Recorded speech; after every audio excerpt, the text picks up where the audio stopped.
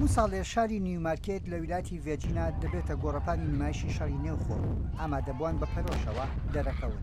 ئەوانەی بەشداری شەڕەکەشن جلوبەرگ و کەرەستەکانی شەڕ دەریەخات کە باش خۆیان بۆ ئامادە کرد بێت.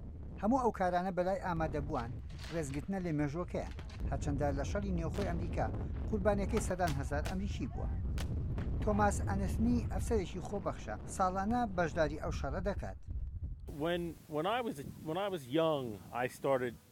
کاتێک گەنج بووم هەستم کردووە پەیوەندیدارم بە ڕووداوەکانی شەڕی ناوخۆوە کە گەورەش بووم زۆرتر لە شەڕی ناوخۆ تێگەیشتم. هەرچەندە ڕووداوەکانی دڵم دەگوشێ بەڵام پێویستە خەڵک ئەوە بزانن کە ئەم شەڕە چی بۆ ئەم وڵاتە کردووە.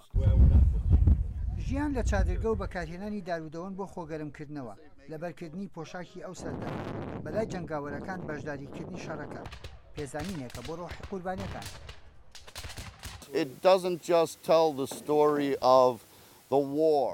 تەنها چیرۆکەکانی جەنگەکە ناژێڕنەوە بەڵکو چیرۆکی ئەو کەسانەی لەو جەنگەدا تێدا چوون. هۆکارەکانی ئەو جەنگە چی بوو؟ بەشداریکردن ئەزمموی ژیان دەوڵەمەندتر دەکات. بۆ نمونە ژیان لە چادر و بەدار چێشتێنان و هەوڵدان وەگەوەی وەک ئەوان بژیت شەو لە بەردەم ڕووناچی چراو مۆم شەوی ڕابردوو بەو سەرماش لەسەر زەوەکە خەوت بوون.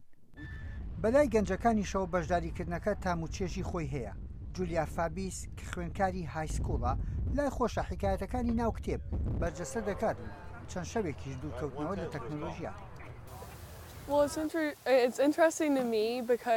بەلای منەوە گرنگە هەردوولایانی شەڕەکە وەک چۆن بووە ببینی کە ساڵانی 1860ەکان چۆن بووە و چی ڕوویداوە. زۆر پێم خۆشە چەند ڕۆژێکە دوورکەوتومەتەوە لە کەمپیوتەر و تەلەفۆنەکەم. نزیکەی 1 مایل لێم دوورە لە ئۆتۆمۆبیلەکەمدا دامناوە. توانیومە لەگەڵ سەردەمی ڕابردوو هەڵبکەم. ئەو جلانەی بەریشم کێشەی زۆری بۆ دروست کردوم. نزیکەی 25 خولەکی دەوێت تا لەبەری دەکەیت. بەڵام بەم جلوبەرگەوە هەرگیز ناتوانم بچم بۆ قوتابخانە.